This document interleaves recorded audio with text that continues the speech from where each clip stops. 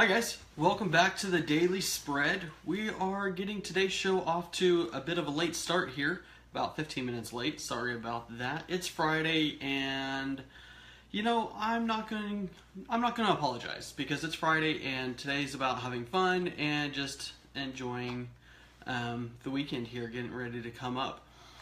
Okay, you guys know the drill. I like to kind of tweet this out. So give me a second here. Anybody have any big plans for the weekend? I cannot say that I do, actually. I celebrating a couple of family members' birthdays, so that's pretty exciting. Looking forward to that. Shout out to my brothers there and my mother. Actually, everybody's birthday is kind of close together, so. Okay. Let me get that, and let me do that, and I will do this, and it has been tweeted.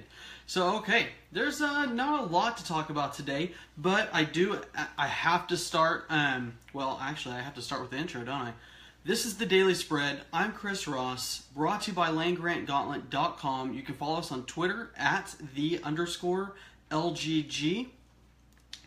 And if you like the show, hit the like button, hit the little thumbs up. If you don't like it, hit the thumbs down, and we'll try to get better. If you're watching this on YouTube here later, hit the little subscribe button there, and you won't miss any more shows, any more episodes. We do this every weekday, and let's just get after it. Have to start with TCU winning the NIT. Big for them. Big for the Big 12. Just a little recognition there.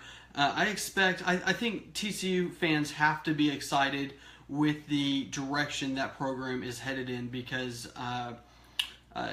Dixon has just done an unbelievable job there as he turns around that program, and just congratulations to them. Big win. They controlled much of the game. It was close for a while, but TCU put it away easily in the end, and they just had a great tournament. Am I saying that? Whatever. You guys know by now that, I don't know, I randomly stumble over strange words, and tournament. I don't know. We'll just go tourney. I don't know why that sounds weird to me right now, but it does. I think it's right, but for some reason it's sounding really weird. Okay. That's embarrassing. And let me try to get this show back on track. Wow. Got off the rails. Okay. Couple of Longhorns are injured. Unfortunately, they'll miss the rest of the spring, and it's kind of a blow. It's a blow to the offense. It's not a huge blow because it is the spring, and these guys, they're injuries that they should be well recovered from well before the fall gets here. But it is concerning because both Chris Warren and Zach Shackelford are coming off season-ending injuries. So can they stay healthy? That'll be concerned, because both look to contribute to the offense in a big way. Shackelford is the projected starting center, and then Chris Warren, of course, the projected starting running back. He had a big season last season before he was injured. Him and Deonta Foreman were just a great 1-2 punch, kind of a thunder and more thunder scenario there. They're both kind of bruising backs, and hopefully Chris Warren can bounce back and have a huge year this year. Same with Shackelford. He missed his freshman year due to injury, so hopefully he can come in and live up to the potential that many Longhorn fans see in him. Definitely will be huge for their offense and huge for the run game there. So that's something to keep an eye on. Speaking of Texas, yesterday we here on the website we have kind of a breakdown of their 2017 schedule here, and it's brutal. They have Maryland. They open up against Maryland, San Jose State, which is a decent. This should be a win. Like, make no mistake, that should be a win. But it's not a terrible opponent. And then they travel to USC, and then once you get in October, they face the Big 12's most of their top opponents all in a row. Kansas State, Oklahoma, then Oklahoma State. That's the big three in the Big 12 right now. Those are the top contenders, and they face them all in a row. They're in October, so definitely going to be a tough year for the Longhorns. On a year they're looking for marked improvement, especially in Herman's first year. They can't afford another 5-7, but their schedule doesn't have a lot of guaranteed wins on it, especially when we don't know exactly how they're going to look at this point. So definitely a great read there.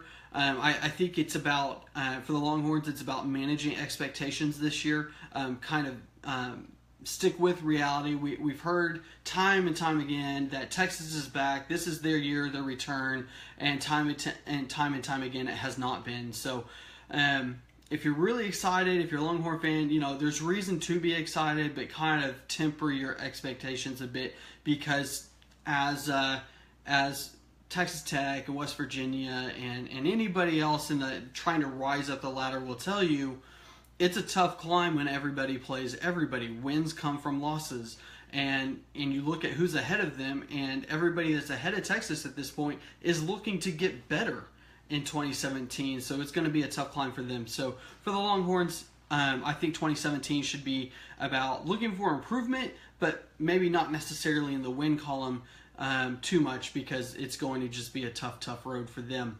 And their schedule isn't doing them any favors either. So definitely check that out. That's on the homepage there in the top little featured area. And then short show today because there's not a lot to talk about. It's Friday, slow news day. But Oklahoma State could be moving a couple of their games to weekdays. The Big 12 is required to have, I believe, 4 games played on Thursday nights to their television contract, and it looks like Oklahoma State season opener against Tulsa could be one of those games. From a TV standpoint, it's great. It gets you a little bit more national exposure from guys that I shouldn't say guys and gals that are just eager to watch some football, because we'll have been without it for several months by then, and by moving it to Thursday, it's a game that, while there's bigger games on Saturday, it'll get more attention on Thursday there. And Tulsa, it should be a pretty decent game. It's a little bit of an in-state rivalry. Tulsa's not a terrible team. Oklahoma State should win, but it should be an entertaining game to watch. So get a little more eyeballs there. For the fans, it sucks. For the season ticket holders, a Thursday game kind of sucks, because you lose a tailgating game. Getting off work and trying to get to Stillwater is terrible, because everybody's making the rush at the same time, plus you're dealing with rush hour traffic, and so it's just a miserable drive. So a lot of fans just decide to stay home that would otherwise go to the game. And it's a kind of a hit on the economy there in Stillwater. A local college town, they kind of depend on these tailgating weekends, the 6 or 7 that they get, to survive. I mean, that's where they make their money. They make the majority of their money during football season, and they only make it during home games. So to kind of have one taken away is a big blow for them, and it kind of makes it a tough year on the small businesses there. So it's not a done deal yet, but it looks like that is coming down the pike, reported by News OK on that one. And that's about all we have today. If anybody has any questions, now's the time to post them. Let me see if anything has popped up. I really doubt it. It's Friday. Unless someone's trying to bury some bad news, not too much should really come out today. I'm not seeing anything. And even if they were trying to bury bad news, it wouldn't be until later this afternoon. Okay, guys. Have a good weekend. This has been the Daily Spread. Come back, join us Monday. Brought to you by LandGrantGauntlet.com. Follow us on Twitter, _LGG. And you know the drill. If you like it, hit the like button. If you didn't like it, hit I think there's a thumbs down button, whatever, do that too. If you're watching this on YouTube, as we said before, hit the subscribe button. It's a huge help for us. Thanks, guys. Have a good weekend, and see you Monday.